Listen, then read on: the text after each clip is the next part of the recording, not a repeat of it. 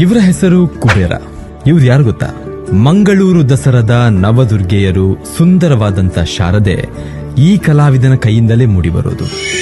ನಮ್ಮ ಮನಸ್ಸು ಹೇಗಿದೆಯೋ ಹಾಗೆ ಮೂರ್ತಿ ಕೂಡ ಅಷ್ಟೇ ಸಾತ್ವಿಕವಾಗಿ ಬರ್ತದೆ. ಹಂಗಾಗಿ ಮನಸ್ಸು ಅನ್ನೋದು ತುಂಬಾ ಇಂಪಾರ್ಟೆಂಟ್ ಆಗ್ತದೆ. ಈ ಕಣ್ಣು ಮಾಡುವಾಗ ಸುಮಾರು ಒಂದು ವಿಗ್ರಹಕ್ಕೆ 1-1.5 ಗಂಟೆ ಸಮಯ ತಗೊಳ್ತದೆ. ಇಲ್ಲಿ ದೈವಗಳು ಅಂದ್ರೆ ಅತ್ಯಂತ ಭಕ್ತಿ. ಹಂಗಾಗಿ ನಮ್ಮಲ್ಲಿ ಸ್ಪಿರಿಚುಲಿಟಿ ಬರ್ಲಿಕ್ಕೂ ಇಲ್ಲಿ ಜನ ಕೂಡ ಸಾಕ್ಷಿ ಅಂತ ಹೇಳ್ಬೋದು. ಶಿವಮೊಗ್ಗದಿಂದ ನಮ್ಮ ತುಳುನಾಡಿನಲ್ಲಿ ಬಂದು ನವದುರ್ಗೆ ಮತ್ತು ಶಾರದೆ ವಿಗ್ರಹಗಳನ್ನ ಮಾಡ್ಲಿಕ್ಕೆ ಬರ್ತಾ ಇದ್ದೀನಿ. ಮೊದಲು ಒಂದು ಹಲಗೆ ಮೇಲೆ ಪೋಲ್ಸ್ ನಲ್ಲಿ ಆರ್ಮಿಚರನ್ನೆಲ್ಲ ರೆಡಿ ಮಾಡ್ಬಿಟ್ಟು ಹುಲ್ಲಿನಿಂದ ಆಕೃತಿಯನ್ನೆಲ್ಲ ಕೊಟ್ಟು ಮತ್ತೆ ಹೊಟ್ಟು ಮತ್ತೆ ಮಣ್ಣನ್ನ ಮಿಕ್ಸ್ ಮಾಡ್ಬಿಟ್ಟು ಅದರಿಂದ ಶೇಪ್ ಮಾಡ್ತಾ ಹೋಗ್ತೀವಿ. ಮತ್ತೆ ಆಮೇಲೆ ಹಂಚಿನ ಫ್ಯಾಕ್ಟರಿ ಮಣ್ಣನ್ನು ಉಪಯೋಗ ಮಾಡ್ಕೊಂಡು ಫಿನಿಶಿಂಗ್ ಬರೋ ಹಾಗೆ ಕೆಲಸ ಮಾಡ್ತಾ ಹೋಗ್ತೇವೆ. ನಾವು ಚೌತಿಗಿಂತ ಮುಂಚೆ ನಾವು ಈ ಕೆಲಸವನ್ನ ಶುರು ಮಾಡ್ತೀವಿ. ಸುಮಾರು 40-45 ದಿವಸಗಳ ಕಾಲ ಹಗಲು ರಾತ್ರಿ ನಾವು ನವದುರ್ಗೆ ಮತ್ತೆ ಶಾರದೆ ಗಣಪತಿ ವಿಗ್ರಹಗಳನ್ನ ರಚನೆಯಲ್ಲಿ ಸಮಯವನ್ನು ತಗೊಳ್ತೇವೆ. ಸುಮಾರು ಒಂದು 17-18 ಜನ ಆರ್ಟಿಸ್ಟ್ಗಳು ನಮ್ಮೊಟ್ಟಿಗೆ ತಂಡದಲ್ಲಿ ಇದ್ದಾರೆ.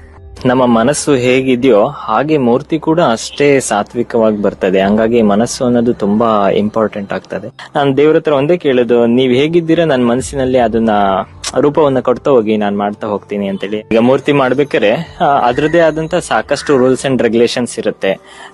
ವ್ರತದಲ್ಲಿ ಇರ್ಬೇಕು, ನಿಷ್ಠೆಯಿಂದ ಇರ್ಬೇಕು, ಸಾತ್ವಿಕವಾಗಿರ್ಬೇಕು ಅನ್ನೋದು ನಮ್ಮ ಗುರುಗಳು ನಮಗೆ ಹೇಳ್ಕೊಟ್ಟಿದ್ದಾರೆ.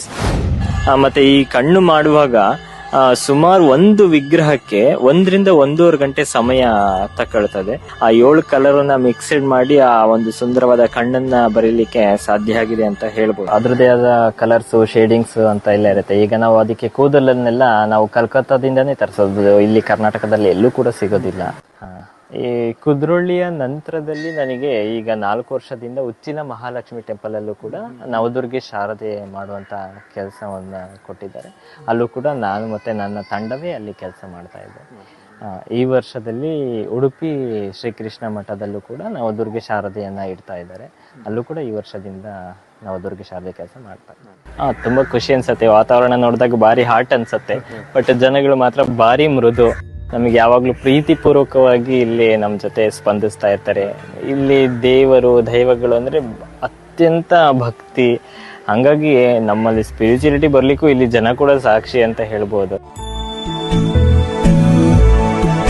ತುಳುನಾಡದ ಜನಕ್ಲಿನ ಮೋಕೆಗು ಸೊಲ್ಮೇಲ್ ಪ್ರೀತಿ ಉಪ್ಪಡ್.